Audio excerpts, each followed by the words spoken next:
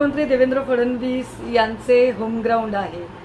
तर यवतमाळपासून तर धाराशिवपर्यंतचा 4 दिवसांचा उद्धव साहेबांचा दौरा नियोजित आहे.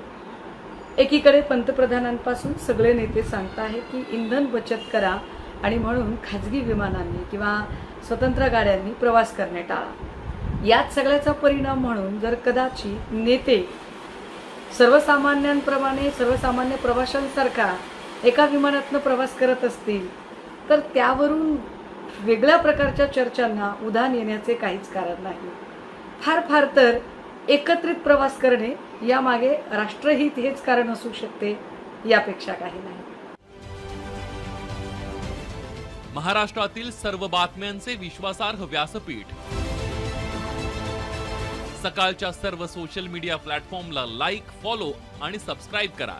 तसंच सर्व नोटिफिकेशनसाठी बेल आयकॉन प्रेस करायला विसरू नका.